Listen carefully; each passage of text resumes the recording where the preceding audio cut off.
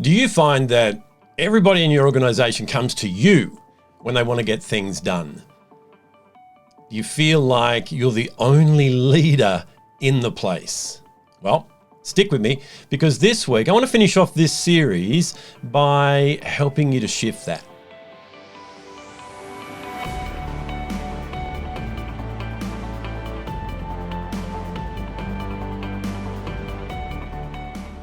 Hi, this is Grant Herbert, VUCA Leadership and Sustainable Performance Coach, and today I want to continue our conversation around all things people leadership by helping you to develop new leaders. It's been said many times that leadership doesn't take place until you actually duplicate yourself and develop new leaders. I know in my own corporate career, I had a lot of problem with that.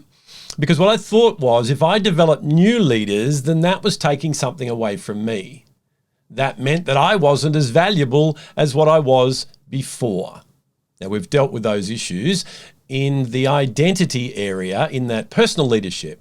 However, it's something that we need to continue to work on all throughout the journey.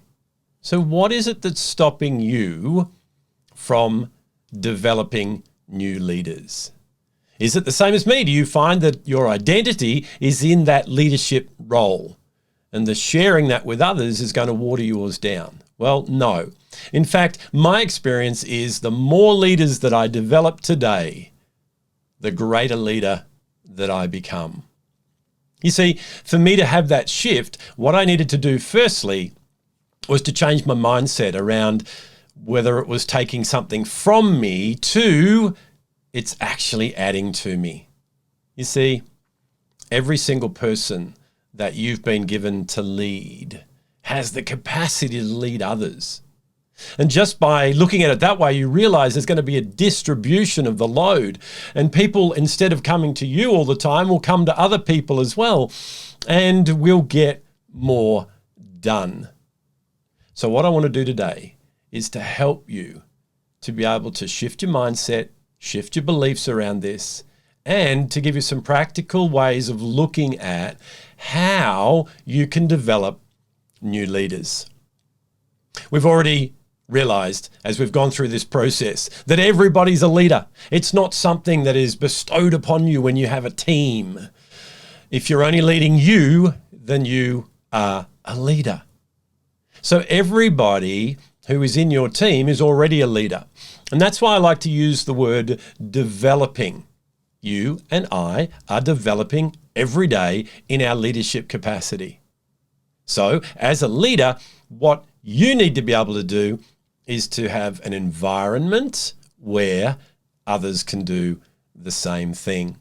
So beyond that shift in mindset around, if I create new leaders, I won't be necessary. Once we've moved beyond that and realize that that's not the case, then the next shift that needs to happen in your mindset is to move from performance reviews and performance management to coaching. The coaching leader is one that provides an environment for people to grow. And there's two elements of that environment. The first element is support. Being able to support them, to walk the journey with them, to show them what they need to do, to give them an environment where they can incrementally grow in those skills that they don't have. And that includes being okay with people making mistakes. Mistakes are a training ground. And I'm not advocating that we just go to work every day and make heaps of mistakes. What I am saying is that it needs to be okay that when mistakes are made, we can look at them as a learning opportunity. We can have a quick look and go, hey, what did I do differently there? And how could I change that moving forward? Why was it that we didn't get the result that we wanted? And firstly, as a leader, what I want to do these days is go, where did I create that? Rather than just pointing the finger and saying, well, they got it wrong. What a lot of leaders do when someone gets something wrong is they pull back from giving them any responsibility because they think, well, I gave them an opportunity and they blew it. What's really going on in your mind, if that's you, is they didn't represent me very well. So now people are going to judge me on that result. Well, no. What they're going to judge you on is your ability to bring leaders up and through. We talked about last week that shift of being able to go from do to through, to get your results, not just from your own efforts, but from the collective efforts of others. So building leadership capacity is your responsibility. It's not something that's done by the HR or Learning and Development Department alone. They provide the resources, but the most effective leadership development happens through providing not just that environment of support, but an environment of accountability. And accountability is a mutual thing where they are accountable to themselves and to you for what they're doing, and you're accountable to them to encourage them, to correct them, to help them, to step up when there are things that are not going the way that they could, and to speak truth to that with empathy, but also being strong and confident, and helping them to realize that this is not the way we do things around here. We do it a certain way. So it's a fine balance as a leader to be able to give people that accountability. And accountability is a good thing.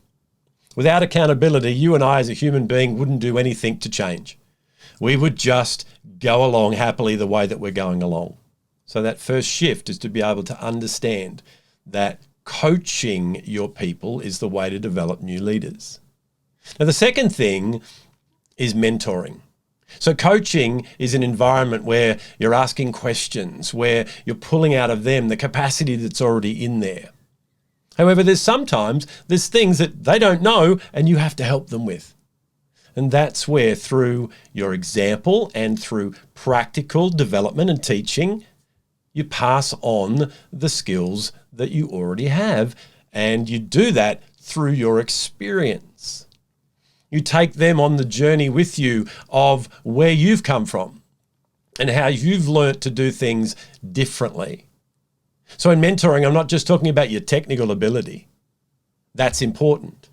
What I'm talking about are what are the lessons that you've learnt and how have you applied them that's helped you to go from where you were to where you are now. And to do that, helping them to understand that you're still on a journey. You know, I tell people all the time, I'm an expert in this work that I do, apparently, but I'm a work in progress in its implementation every single day. We're either green and growing or we're ripe and rotting. I don't believe we ever arrive. It's just about continuous improvement and being able to step up, shift, change, do things differently, so that we can get a different result. So a coaching leader gives those two elements of support and accountability. They're able to add skills through their own experience and learning. And they're able to create an environment and a culture where the team learns from each other.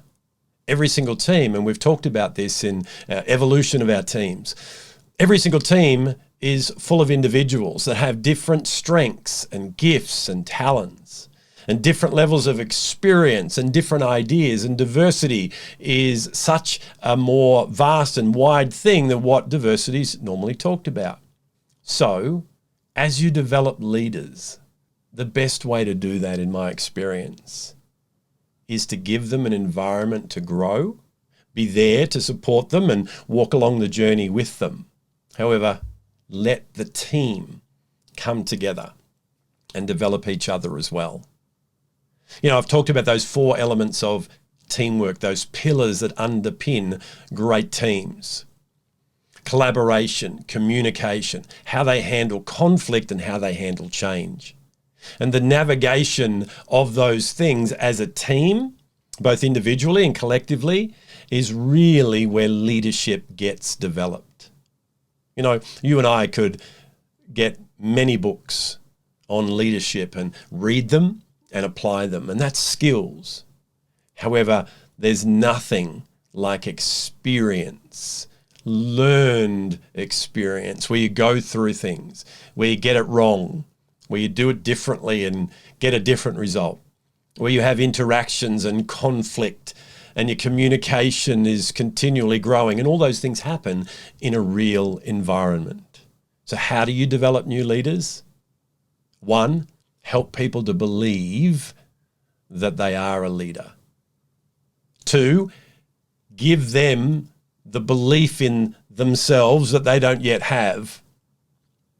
Remember what it was like for you, where you doubted yourself, where you were listening to those negative conversations that you'd had in the past, where your internal dialogue was holding you back. These are the real things that you want to be able to help them to navigate.